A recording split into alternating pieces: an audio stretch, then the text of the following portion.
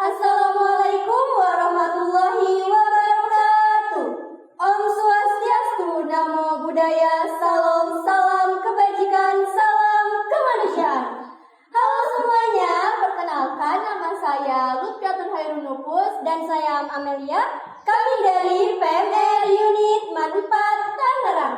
Dengan moto sekolah kami unggul, islami, populis, berkarakter, dan berwawasan lingkungan. So guys, kami di sini akan mempresentasikan tentang pengembangan potensi diri. Teman-teman ada yang tahu gak nih pengembangan potensi diri itu apa? Kalau ada yang tahu, alhamdulillah. Kalau belum ada yang tahu, nih kita kasih tahu. Jadi, potensi diri merupakan suatu kemampuan yang dimiliki oleh seseorang, lalu dikembangkan dan didayagunakan untuk tujuan hidup.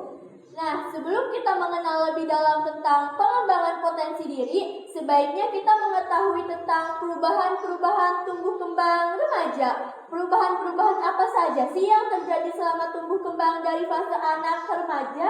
Setiap makhluk hidup pasti tumbuh dan berkembang. Selama mengalami pertumbuhan dari masa anak-anak ke remaja, seseorang mengalami perubahan yang sangat penting. Ada beberapa perubahan. Yang pertama, perubahan bentuk atau anatomi tubuh, yaitu pembesaran alat kelamin, pertumbuhan rambut di beberapa tempat, peningkatan kelenjar minyak dan mudah berjerawat, suara akan berubah menjadi lebih besar pada anak laki-laki, dan suara akan berubah menjadi lebih lembut pada anak perempuan, serta pembesaran otot pada remaja laki-laki dan pembesaran pinggul serta dada pada remaja perempuan. Yang kedua, perubahan pali atau fungsi tubuh, di mana pada alat kelamin akan mudah terangsang. Jika terangsang, alat kelamin akan membesar dan mengeluarkan lendir. Kemudian pada anak laki-laki akan mengalami mimpi basah atau keluarnya sperma. Sedangkan pada anak perempuan akan mengalami menstruasi pertama, yang menandakan bahwa alat reproduksi mereka sudah mulai berfungsi. Yang ketiga, perubahan kejiwaan, yaitu rasa keinginan tahuan yang tinggi terhadap suatu hal, perhatian terhadap seks meningkat, keberanian untuk mencoba-coba terutama jika didesak lingkungan.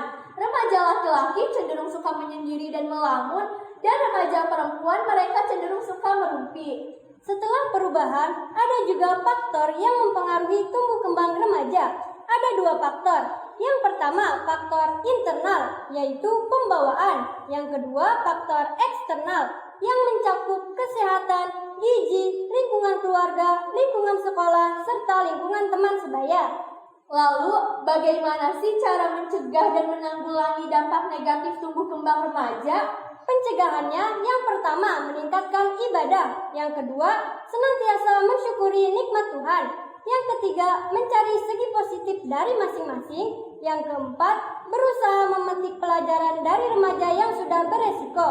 Dan cara penanggulangannya bisa dengan cara menekan rasa negatif secara berkelompok, berbagi cerita dan kesulitan bersama sahabat karib, menyalurkan potensi diri ke hal-hal yang lebih positif. Contohnya, beribadah, kegiatan sosial, berolahraga, dan kesenian. Nah, sekarang teman-teman udah tahu kan perubahan dari masa anak-anak ke remaja? Sekarang kita cari tahu yuk bagaimana peran teman sebaya dalam mengembangkan potensi diri. Menggali potensi diri itu penting loh. Misalnya, bakat yang ada pada diri kita. Bakat? Yups, bakat. Bakat merupakan suatu harta karun yang sifatnya terpendam dan harus kita gali. Setelah berhasil kita gali atau kembangkan, maka si bakat inilah yang akan menjadi investasi kita di masa depan, yang akan mendorong kita pada pintu kesuksesan. Setiap orang mempunyai bakatnya masing-masing, namun tak semua orang dapat mengenali dan menggali bakat yang ada dalam pada dirinya. Nah, inilah yang terpenting guys. Apapun bakat yang ada dalam pada diri kita harus mengenali lalu menggalinya. Setelah itu, kita tinggal mencari sarana untuk si bakat tersebut berkembang. Kalau teman-teman semua masih bingung bagaimana cara untuk mengenali bakat pada diri sendiri, ada beberapa cara untuk mengenali bakat. Yang pertama, melihat potensi yang dimiliki. Kedua, mengikuti tes bakat. Ketiga, mengetahui karakter kepribadian. Keempat, bakat dapat muncul, maka dari itu perlu digali, ditemukan, dilatih, dan dikembangkan.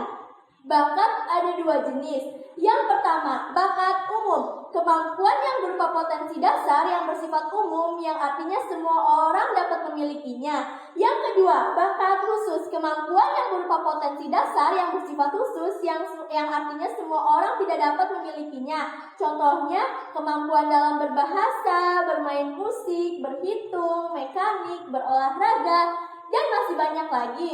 Nah, ngomong-ngomong tentang bakat khusus, kakak di sebelah saya mempunyai bakat khusus juga loh. Boleh dong kak menunjukkan bakat khusus yang kakak punya? Boleh dong, aku bakal kenalin bakat yang aku punya, yaitu menyanyi dengan membawakan satu rap lagu dari Bang Judika yang kayak gini nih.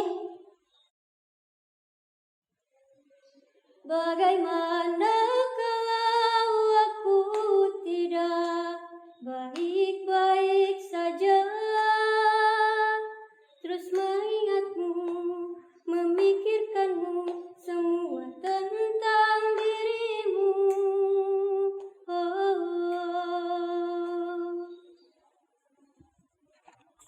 Satu ref lagu tadi sekaligus menutup presentasi kita.